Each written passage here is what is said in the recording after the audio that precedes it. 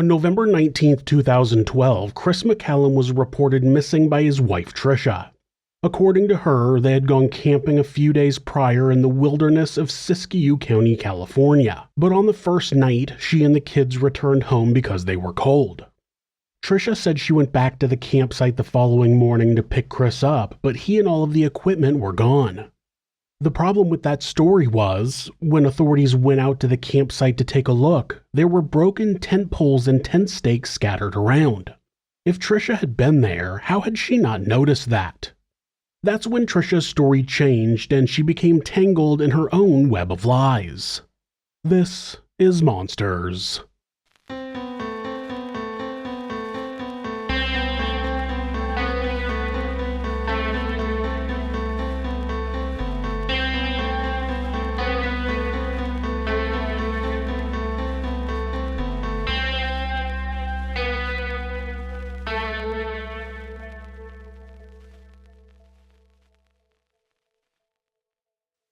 Michael Christopher MacCallum, who went by Chris, was born on November 17, 1987 in Los Alamitos, California. His parents, Mike and Sarah MacCallum, had 3 other children, all sons, named John, Douglas, and Richard. In September of 2008, Chris met a woman named Patricia, who went by Trisha, who was a single mother with a young son named Eric. The couple married in July of 2009. Chris's father said he loved Eric and took care of him as if he was his own.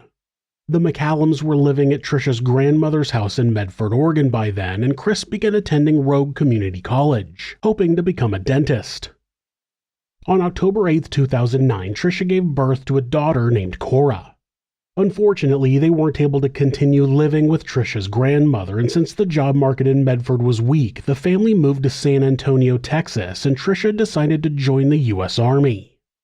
She entered basic training at Fort Sill, Oklahoma, but suffered an injury to her foot that made her unable to continue. She was honorably discharged in June of 2011 and returned to her family. Chris was blindsided when Trisha told him she wanted to separate and took the kids back to Medford. She moved in with her mother and made no effort to work to support herself. Chris followed them back to Oregon and worked 2 jobs to support Trisha and the kids, but it never seemed to be enough for her.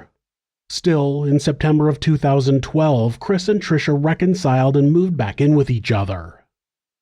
It's not clear if Trisha was already planning to kill Chris at that time, but people said she wasn't interested in being with him. She only wanted him to pay for everything. Trisha's stepsister would testify that she would avoid any physical contact with Chris after they moved back in with each other. Evidence showed that she wasn't faithful to him during the time they were separated. When Trisha's computer was later searched, authorities found various accounts on internet dating sites such as Match.com and OkCupid.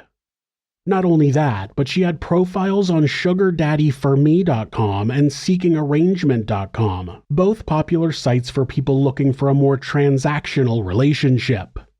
Her account showed she had been messaging with multiple men during that period. It was also revealed that she was in a sub-dom relationship with a man named Jeremiah Hills. At one point, before Chris and Trisha reconciled, Chris arrived at her house and caught her with Jeremiah. There was a huge fight, and after Chris stormed out, Jeremiah later testified that Trisha said, quote, "Life would be so much easier if he was dead." That would only be the first of many times Trisha would bring up the death of Chris. Jeremiah testified that she eventually asked him if he knew anybody who could kill him, and of course Jeremiah said no. Trisha said Chris had a large life insurance policy and seemed to hint that they could share in the windfall, but Jeremy wanted nothing to do with it. It would later be learned that Trisha didn't know for sure if Chris had life insurance, but she believed he had a policy through his employer. It's reported that she and Jeremiah stopped seeing each other after the reconciliation with Chris. The next person Trisha would bring the plan to would not be so apprehensive, though.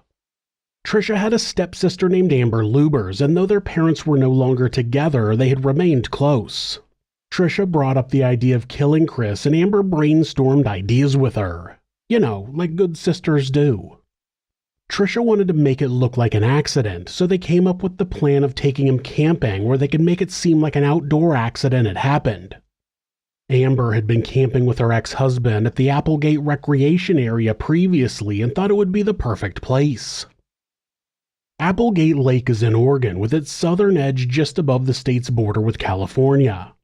The Applegate River runs south and then forks into the Middle Fork Applegate River and the Butte Fork Applegate River about 2.3 miles or 3.7 kilometers south of the Oregon border. Despite it being a popular place for camping and hiking, it's a place that's easy to find some seclusion if you're looking for it. In early October, Trisha and Amber took their combined 4 children to a campsite near the river fork and scoped it out for a suitable place to carry out the plan. Trisha found an embankment that dropped about 75 feet or 23 meters to the river below. Trisha believed that they could get Chris drunk and get him to quote-unquote fall from the edge. There was also talk of Trisha tying a rope around Chris and then pulling him into the river, which is hard to imagine working, but murderers never seem to have realistic expectations of how things will happen in reality. Originally, Trisha and Amber planned for the camping trip to happen at the beginning of November of 2012. On the 3rd, Amber and her ex-husband's cousin, Chris Lubers, went out to the campsite and set up tents and cots. Amber testified that Chris L. didn't know about the plan to kill Chris M., and he was only involved because he owned the camping equipment. They planned to camp for a few days, and then Trisha and Chris M. were supposed to arrive, and Amber and Chris L. would leave. Trisha was unable to find a sitter for the kids, and they never ended up at the campsite, so Amber and Chris L. broke down the campsite and went home. Trisha had not given up on her plan, though. She told Chris to request the weekend of his birthday off from work. His birthday was on Saturday, November 17th. On the 16th, Trisha had arranged for her father to watch Eric and Cora, and they drove their car to pick up Amber. Amber's ex-husband was a long-haul trucker and took the kids a few times a month while he was home from the road. After picking up Amber, they stopped at a Food for Less grocery store to buy food and supplies. They picked up ice at the grocery store but didn't have a cooler, so they stopped at Rouge Country Store about 20 minutes southwest of Medford to buy one. Once at the pre-planned campsite, they set up, started a fire, and started drinking. They walked down to a nearby waterfall, and Amber took some pictures of the couple. Amber would testify that they were going to use the photos after Chris's death to show that they were happy, meaning Trisha didn't have a reason to kill him. They returned to camp and drank some more. At some point, Trisha used her gun, a .40 caliber Springfield 911 semi-automatic handgun, and shot a tree several times. Then Trisha attempted to implement her plan to pull Chris into the river. It's not clear exactly how the river crossing was possible, but Trisha told Chris she wanted to tie a cord around him, like a parachute cord, so he could get it across the river and tie it to a tree. That would give Trisha something to hold on to when she crossed, since she had a foot injury from the army. He agreed, and as he was crossing, Trisha yanked the cord and caused Chris to fall, but he wasn't injured, so he just got back up and yelled at Trisha. When they got back to the campsite, it started raining, so the 3 went into the tent and ate. Then Chris fell asleep.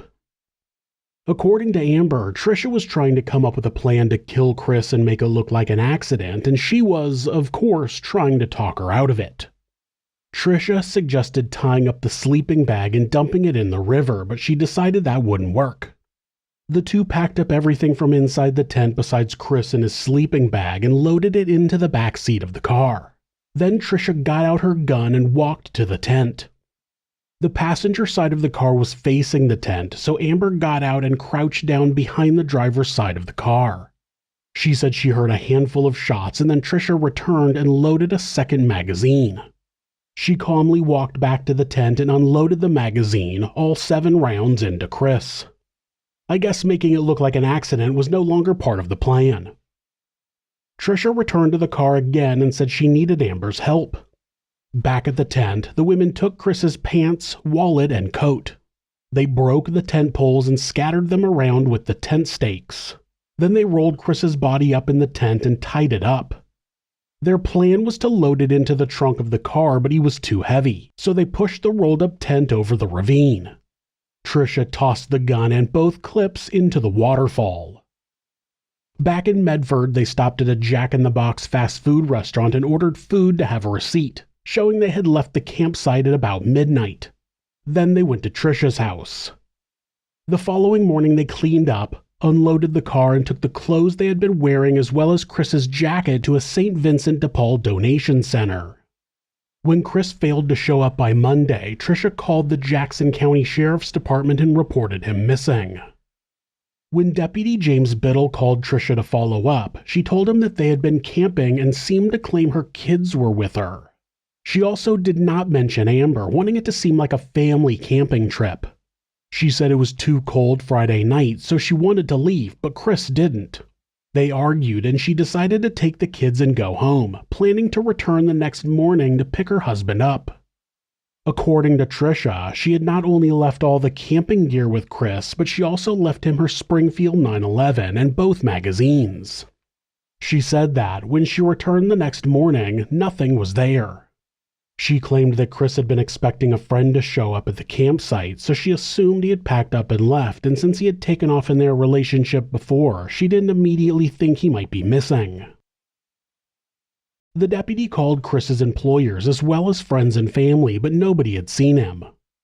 When he talked to Trisha a few hours later, she told him she had found Chris's cell phone and wallet in the center console of her car.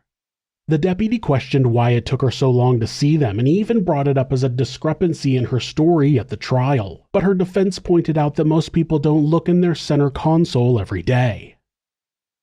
Instead of sending deputies to the campsite, Sergeant Jeremy Whipple referred the case to the area search and rescue.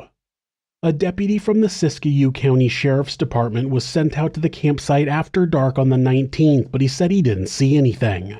He also said he didn't see a waterfall, which was quite loud, so it's believed he went to the wrong campsite. The following morning, the deputy returned with another deputy and they found the correct campsite. After a look around, they found a rolled-up tent hanging off the edge of the ravine, caught on some branches. One deputy climbed down and cut open the tent where he found blood and shell casings. Those deputies called for backup and secured the scene. It wasn't until about 11 a.m. the next day that police were able to get equipment out to the campsite to retrieve the tent and its contents. Inside, Chris's body was found along with multiple shell casings. The evidence was collected and the body was sent for autopsy. Before Trisha was informed about the discovery, she was interviewed by detectives at her home in Medford. On the evening of the 20th, Trisha told detectives that she, Chris, and Amber went camping without the kids. She described setting up the campsite, going to the waterfall to take pictures, then eating dinner and going to sleep in the tent. She said that she and Amber left after dark and she had given her gun and the magazines to Chris. She said they returned to her house first, then went back out to the Jack-in-the-Box. She said that when she returned the following morning, everything was gone, which is strange because there were tent rods and stakes around the campsite, which the investigators had seen when they were there. Why hadn't Trisha seen them? She even told a detective in another interview that she and Amber had looked around for evidence and saw nothing, which makes me wonder why they scattered the tent poles and stakes around. How did that help them in any way? She also told the detective that Chris had taken time off of work so that he had a 4-day weekend, and since he had worked on Thursday, that would mean he should have been off Friday through Monday, but one of his employers was expecting him at work on Saturday evening. Chris drove a cab for Czech Cab Company in the evening until about 12:30 in the morning, then worked at an FTC florist delivery call center for about 4 more hours. The owner of the Czech Cab Company would later testify that Chris was on the schedule for Saturday the 17th and that he had not asked for any time off. It seemed that Chris was planning to camp for just one night.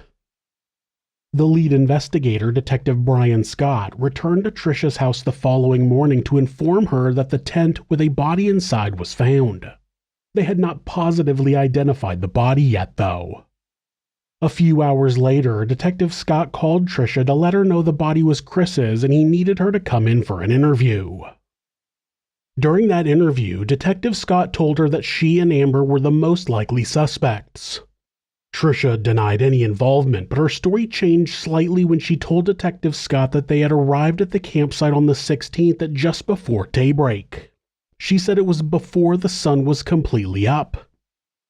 Up until that point, she had told every other investigator that they had arrived at between 2 and 2:30 p.m., which made more sense since Chris had gotten off work at 4 o'clock that morning. But the thing that the detective found most strange was that she never asked how he died, even after he told her it was a violent death. She wasn't even a little bit curious about how her husband had died. Was it because she already knew? This is something that many people don't understand about human behavior. She subconsciously didn't need to know how Chris had died, so she wasn't getting that signal of curiosity to ask. And to her, it didn't seem out of the ordinary because she didn't have any reason to think about it. But for a detective who sees hundreds of people receive news that a loved one was murdered, it stands out like a sore thumb. After that interview, the detective got a warrant to search Trisha's house. They collected her car, her cell phone, and her computer. They also found the clothing that had been donated to St. Vincent de Paul. On December 7th, the Siskiyou County Sheriff's Department issued a warrant for the arrest of both Trisha and Amber. They were arrested in Medford and extradited to California. When Amber was brought in for questioning, she told the prosecutor that she was willing to make a deal, but did not want to go down for a murder she didn't commit. She was offered immunity for murder charges if she agreed to testify against Trisha. She agreed to plead guilty to accessory after the fact and serve 1 year and 4 months in jail. At a preliminary hearing on January 31, 2013, Amber testified to what had happened leading up to and on the night of November 16th. Trisha was charged with first-degree murder, assault with a deadly weapon, and corporal injury to a spouse. Amber was released from jail on good behavior in August of 2013 after serving half of her sentence. She was free before Trisha's trial even began in November of the same year. Of course, the prosecution's case hinged on Amber being believed when she testified. That was helped by the fact that Jeremiah Hill testified about Trisha's multiple mentions of wanting Chris dead, as well as asking if he knew anybody who could kill him. Chris had been shot at least 11 times, many of which would have been fatal on their own. There were a total of 18 entrance or exit wounds and 1 graze. He had an entry wound just below his left ear where the bullet traveled down his neck and exited his chest. One that entered his chest, severed his spinal cord, and exited right behind the first entry wound. 2 bullets entered his chest and crisscrossed, puncturing both lungs and his heart. It was the very definition of overkill. The bullets recovered from the body and the casings at the scene matched the ammunition that Trisha had in her home. The gun was not recovered as the dive team leader determined it unsafe to enter the water under the falls. When the prosecution rested, the defense called no witnesses. Trisha did not testify in her own defense.